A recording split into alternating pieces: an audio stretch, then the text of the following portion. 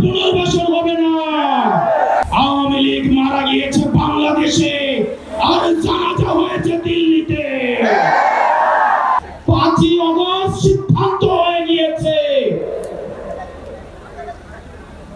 হাসিনার পুনর্বাসন আওয়ামী লীগের পুনর্বাসনের প্রতি সারা বাংলাদেশের মানুষ রেকর্ড দেখিয়ে দিয়েছে। 5ই আগস্ট 5ই আগস্টের পরে 5ই আগস্ট আমরা সিদ্ধান্ত জানিয়ে দিয়েছি, এই ভূখণ্ডে আওয়ামী লীগের আর পুনর্বাসন হবে না। যে আওয়ামী লীগ আমাদের দাড়ি-টুপিওয়ালা ভাইদেরকে বাইতুল মুকাররমের সামনে থেকে টেনে টেনে রাস্তায় নামিয়ে এনেছিল, সেই আওয়ামী লীগের পুনর্বাসন হবে না।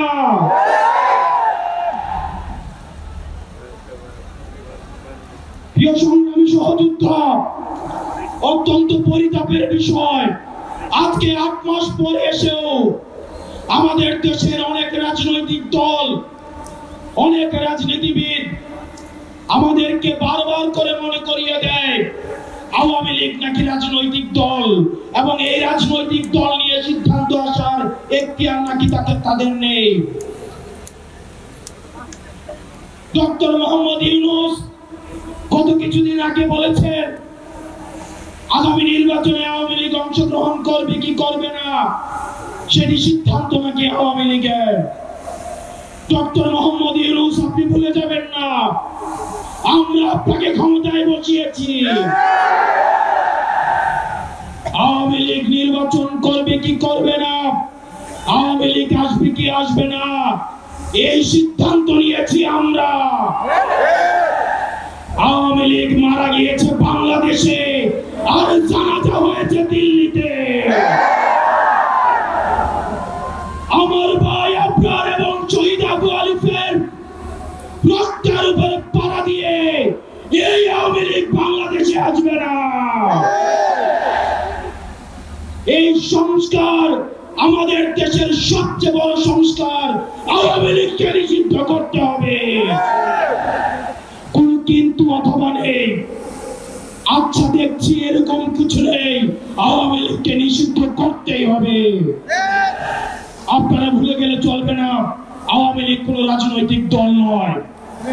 ৭১ পরবর্তী সময়ে আপনারা দেখেছেন শেখ মুজিব সর্বপ্রথম বাকশাল কায়েম করে গণতন্ত্রকে গলা টিপে হত্যা করেছে।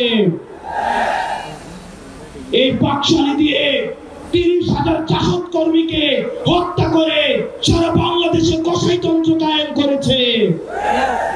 আওয়ামী লীগের লুটপাটের কারণে আপনারা দেখেছেন ৭৪-এর দুর্ভিক্ষে ১৫ লক্ষ মানুষ মারা গিয়েছে। আমরা বারবার করে বলতে চাই আওয়ামী লীগ কোন রাজনৈতিক দল নয়, আওয়ামী লীগ হচ্ছে একটি সন্ত্রাসী সংগঠন। এই সন্ত্রাসী সংগঠনকে নিষিদ্ধ করার মধ্য দিয়ে আমরা সংস্কার দেখতে চাই। একই সাথে সাপ্লাই যে হত্যাকাণ্ড হয়েছে, আমরা আপনাদের কাছে অনুরোধ জানাবো এই সাপলা হত্যাকাণ্ডে যারা শহীদ হয়েছে আজকের এই মঞ্চ থেকে এই শহীদের লিস্ট আপনারা জাতির সামনে প্রকাশ করুন। একই সাথে হাসিনার এই ফাঁসি নেওয়া পর্যন্ত প্রয়োজন হলে আমাদের শেষ রক্তবিন্দু দিয়ে এই তরুণ প্রজন্ম আমরা হাসিনার ফাঁসি নিশ্চিত করা পর্যন্ত আমরা আন্দোলন চালিয়ে যাব।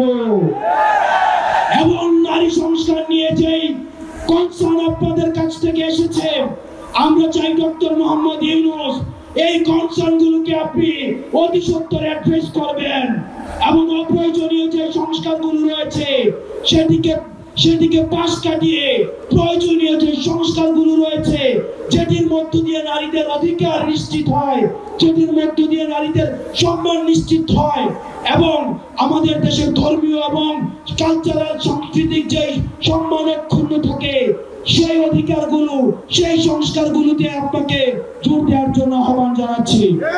আপনারা ভালো থাকবেন, সুস্থ থাকবেন, হকের পথে, হালালের পথে, সত্যের পথে আমরা এনসিপি আপনাদের সাথে সবসময় রয়েছি। ইনকিলাব, ইনকিলাব। ইনকিলাব। আসসালামু আলাইকুম ওয়া রাহমাতুল্লাহি ওয়া বারাকাতুহু।